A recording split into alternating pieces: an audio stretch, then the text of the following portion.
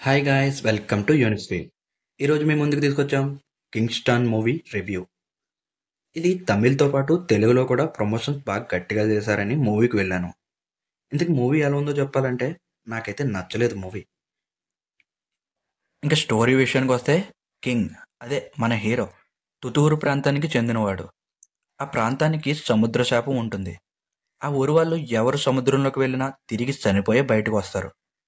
అయితే ఈ కారణంగా ఊరికి పని ఉండదు. దీంతో యాంటోనీ దగ్గరికి వెళ్తారు. కింగ్తో సైతం అతని వద్దే పనిచేస్తుంటారు.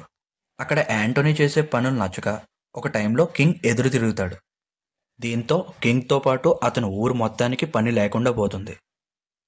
అసలు తన ఊరికున్న శాపం ఏంటి, సముద్రంకి వెళ్ళిన వాళ్ళు ఎందుకు చనిపోతున్నారు అనే విషయాన్ని మన కింగ్ ఎలా తెలుసుకున్నాడు అన్నదే స్టోరీ. సముద్ర శాపంతో కొట్టుమిట్టాడే ఓ ఊరి ప్రాంతం, ఉపాధి లేక అల్లాడుతున్న జనం, ఆ ఊరి జనం కోసం నిలబడే హీరో అనే పాయింట్ వరకు బాగానే ఉంటుంది. కానీ ఆ తర్వాతే అసలు సమస్య వచ్చింది. పాయింట్ బాగానే ఉందనిపిస్తుంది, కానీ దానికి తగ్గ సెటప్, ఎమోషన్స్ మాత్రం ఎక్కడా కనిపించవు. అప్పటి వరకు యాంటోనీ చెడ్డవాడని హీరో తెలుసుకోపోవడం ఏంటో, యాంటోనీ దగ్గర పనిచేస్తూ డబ్బులు నొక్కేసి హీరో ఒక్కసారిగా మారిపోవడం ఏంటో, విలన్కు ధమ్కి ఇవ్వడం ఏంటో. అప్పటి వరకు ఆ విలన్ అంటే అందరికీ భయం అనే చూపిస్తాడు, కానీ హీరో మాత్రం చాలా ఈజీగా ఎదిరించేస్తాడేంటో. నేనేంటో ఈ మూవీకి వచ్చి 2 అవర్స్ లాక్ అవ్వడం ఏంటో అని ఇలా లాజిక్స్ వెతికితే మాత్రం కష్టమే. అలా లాజిక్స్ అన్నీ పక్కన పెట్టి మూవీ చూద్దామంటే అక్కడ ఎంగేజింగ్ సీన్స్ కానీ, ఆడియన్స్ని కట్టిపడేసే ఎమోషన్స్ కానీ ఏవీ ఉండవు. మూవీ ఫస్ట్ నుంచి లాస్ట్ వరకు ఇది ఒక తమిళ్ డబ్బింగ్ సినిమా అని పదే పదే గుర్తు చేస్తూ ఉంటుంది. డబ్బింగ్ విషయంలోనూ అది స్పష్టంగా కనిపిస్తుంది. హీరోకి mass elevations, hero entry song, ఇలా అన్నీ లెక్కేసుకొని తీశారు.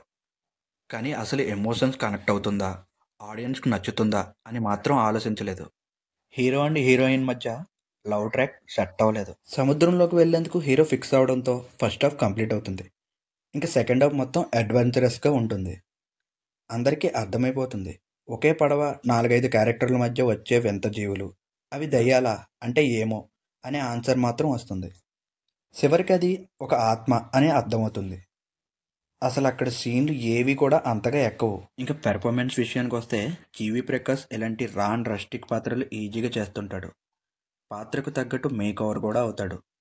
ఈ మూవీలో జీవి ప్రకాష్ యాక్టింగ్, లుక్స్ అన్నీ కూడా మాస్గా ఉంటాయి. ఇంకా హీరోయిన్ దివ్య భారతికి అయితే ఈ మూవీలో పెద్దగా ఇంపార్టెన్స్ లేదనే చెప్పాలి. ఇంకా విలన్గా యాంటోనీ ఓకే అనిపించారు. ఫైనలీ ఈ మూవీ నాకైతే పెద్దగా నచ్చలేదు.